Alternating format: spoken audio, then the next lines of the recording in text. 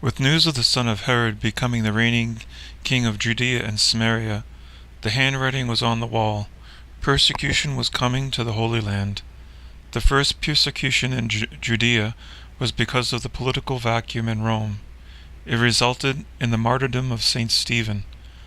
But Roman order soon returned, though uneasy, until the appointment of Herod Agrippa I, the son of Herod. His father is the one who questioned Jesus, his grandfather being Herod the Great, who murdered the holy innocents in Bethlehem. Persecution was clearly coming. Evangelization could still be done under Roman law before then. Now that Herod Agrippa would be king, the apostles needed to leave for all the world. Preparations were being made by the apostles as Herod was preparing to take power. St. Matthew probably already had his gospel written. Some speculated he had two, one in Aramaic and one in Greek. This would make sense in preparation for preaching in the lands unknown. Since the Persian Empire spoke a form of Aramaic and the Roman Empire Greek, he was probably already keeping notes even while Jesus was alive. The Church celebrates the Feast of the Dispersion on July 15th, the time the apostles chose to leave Palestine. Peter was planning to go to Rome to firm up the believers already there, as he had done in other places, and stop en route in Antioch. Antioch was already under the able hands of St. Barnabas, the future travel companion of St. Paul. Herod, to please the Jews, started a persecution on Passover of 43 or 44 AD, capturing St. James the son of Zebedee, brother of St. John the Apostle. He was beheaded. St. James the Greater was the first of the apostles to suffer martyrdom. Legend has it that St. James the son of Zebedee preached in Spain before the persecution and was visiting Jerusalem at the time, and his converts, who accompanied him back to Jerusalem, took his body back to Spain, his burial spot becoming the famous medieval pilgrimage site Santiago de Compostela. Most of the apostles had left Jerusalem by 44 AD, except St. James the Just, or James the Younger or the Less. Eusebius of Caesarea reports the tradition that James the Just was a son of Joseph's brother Clopas, and therefore was a cousin of Jesus, described in the New Testament, not his blood brother. This is echoed by Jerome, who said James is the son of another Mary, the wife of Clopas. The fact is that Jesus and James the Less were cousins, also called brothers, in Jesus' native language, Aramaic, which, like biblical Hebrew, does not contain a word for cousin, so brother or sister is used. St. Peter was arrested at this time and was miraculously freed from prison and found his way back to St. Mark's house, where the Last Supper was held weeks ago. It was decided the Christians of Jerusalem should not be abandoned, so St. James, cousin to Jesus, known as the Just, would stay in Jerusalem and be their bishop. He was so pious and good that even the Jews admired him. Our most reliable information is about Peter, Paul, and John, but sketchy about where the others went. But we will attempt to piece together what we can. St. Peter probably arrived in Rome in 43 or 45 AD, after visiting Antioch on the way to Rome.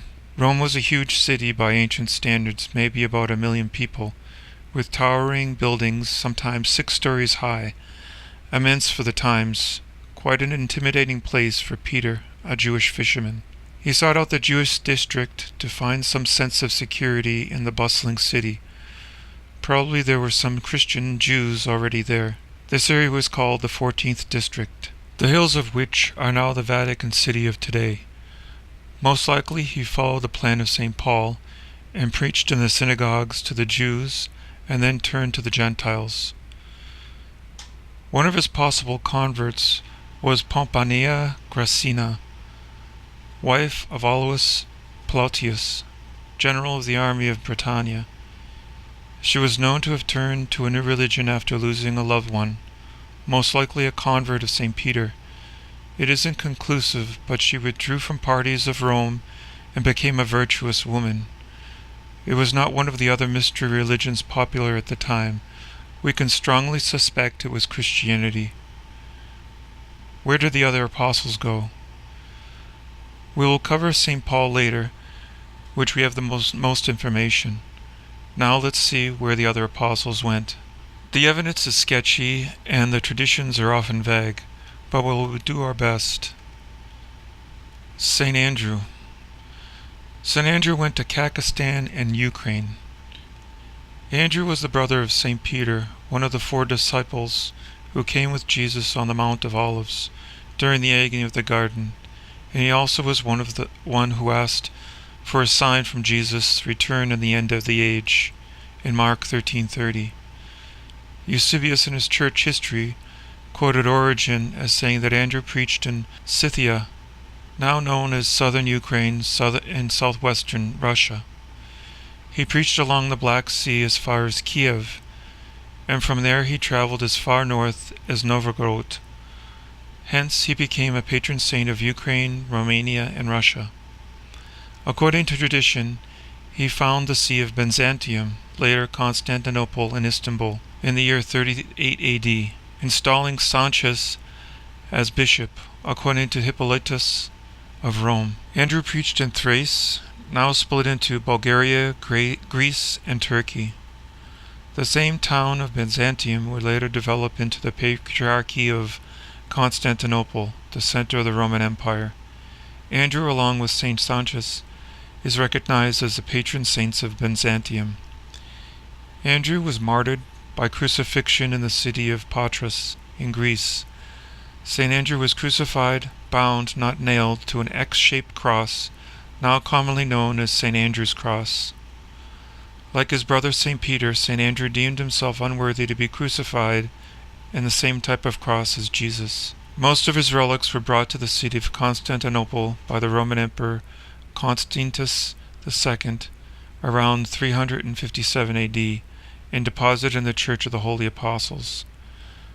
Legend has it that an angel told St. Rule to bring a small relic of his to the end of the earth, known as Scotland, where a devotion to St. Andrew developed. St. Bartholomew. St. Bartholomew went to Arabia, possibly a short visit with St. Thomas to India.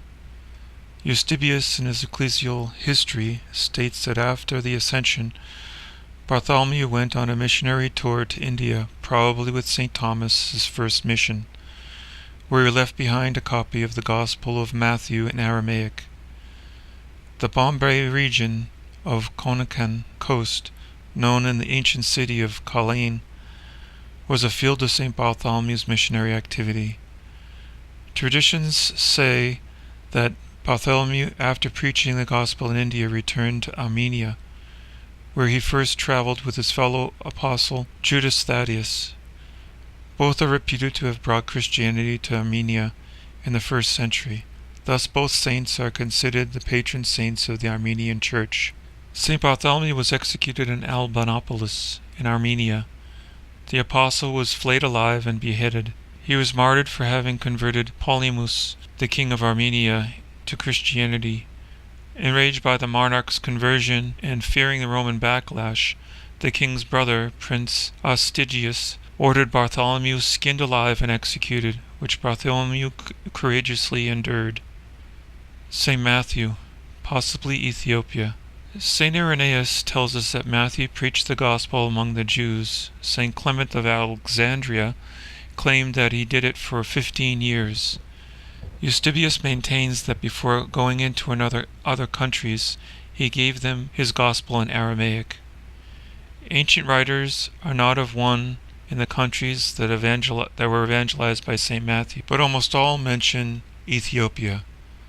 Most claim it to be the southern part of the Caspian Sea, not Ethiopia in Africa, and some say he was in Persia, in the kingdom of the Parthians, Macedonia, and Syria. There may have been some confusion in the names of Matthias and Matthew, since both have been reported to have preached in Ethiopia on the Caspian Sea, or possibly he did go to Africa, and Matthias went to the Caspian. Nothing is certain. He is listed as a martyr, but we don't know how. Saint Matthias. Saint Matthias, the replacement of Judas the traitor, went to Cappadocia, now Turkey, finally in the southernmost regions of the Asia Minor, near the Caspian Sea, now known as Georgia, Russia, and Kazakhstan. The tradition of the Greeks say that Saint Matthias preached the faith in Cappadocia and on the coast of the Caspian Sea, residing chiefly near the port of Issus. Matthias first preached the gospel in Judea, then in Ethiopia, the region of the Caucasus, now in modern-day Georgia, and was stoned to death. Saint Philip, Asia Minor. Saint Philip bore a Greek name, and may have spoken Greek. He may have been known to the Greek pilgrims in Jerusalem.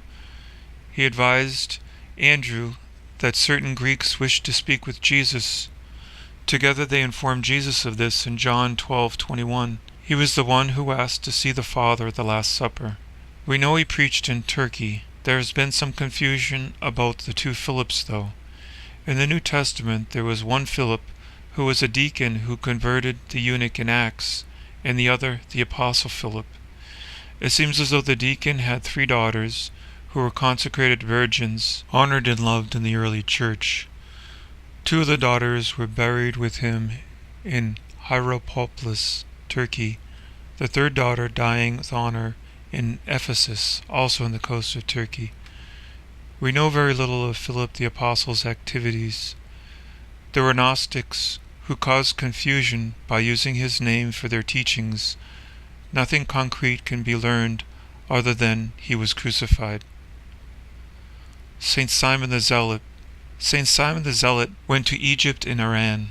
He was known to travel with Saint Jude. The Greeks say that he preached in the Black Sea, in Egypt, in northern Africa, and in Persia. Concerning his relics it is uncertain. Like his preaching, relics are found from Babylon to Rome to Toulouse, France. At Rome, they are venerated under the altar of the crucifixion in the Vatican.